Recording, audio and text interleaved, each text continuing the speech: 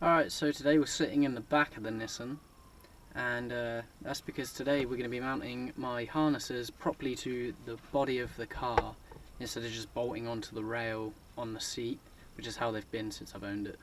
So we're pretty much just going to, this little hole on here, we're just going to, underneath the back seats here, I had an idea where I could stick it through this gap right here and have that coming out like that to my harnesses. So that's what we're going to do.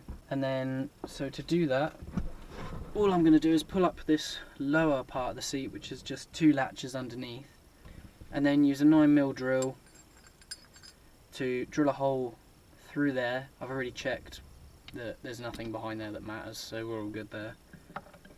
Stick a hole through, and then get a bolt and just stick a bolt through it.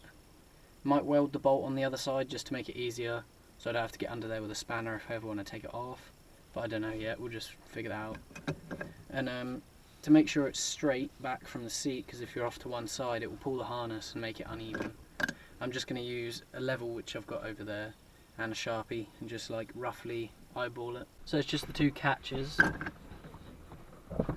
which you just do one for each side of the seat. It's pretty tight because you're meant to be sitting on the seat if you're back here, and there's usually quite a lot of garrote under here, and mine's no like excuse from that. There is garrote under here, so this is pretty difficult. You just pop the seat belts out and you're all good to go.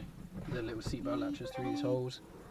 Then you got to figure out where to put this.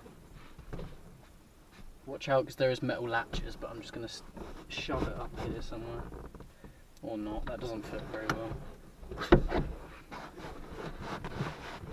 This thing's gross. It's 27 years worth of arse. Alright, so after trying a few different things, this metal back here is really difficult to work with. Basically, the sheet metal here is too thin to like drill and tap, which is fine. I would just put like some plate or something on there, on like either side, but I'm pretty sure I have to take the rear fender off to get into that space to then do that, put a plate and a nut on the back. So I'm not really feeling like doing that right now because I don't know how to do that. So I have this bolt here which is from like the rear seatbelt latchy thing, and it's not quite in the center, but it has got a really solid surround, and it uses a bigger bolt than I was going to use anyway, so I think I'm just going to go with that just for ease because it's right there. So I'll probably do that. Then there's a bolt here on the side for the lower seatbelt mount that I'll probably use for the side of the harness, or for the right hand side of the harness, and then I might, if it'll reach and not be too weird, use the seatbelt like clicker thing from the other side to mount the other half of the harness, if it's not too weird. But I'll just like start putting it all together and then have a sit in it, see if I can adjust it right, and if I can then I'll go with that. But we'll keep you updated as I go.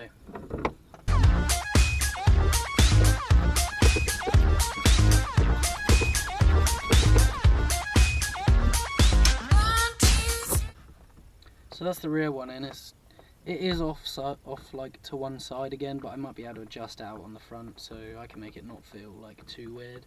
But this is just like for now, and then eventually I'm gonna get a harness bar anyway, so then the harnesses will just be up here round the bar. So, but for now I'm gonna try and make this work. Okay, so after quite a lot of messing around with the harness, I finally managed to get it right. I'm wearing it right now. I've got both sides level, got the distance front to back, side to side, all set up pretty nice.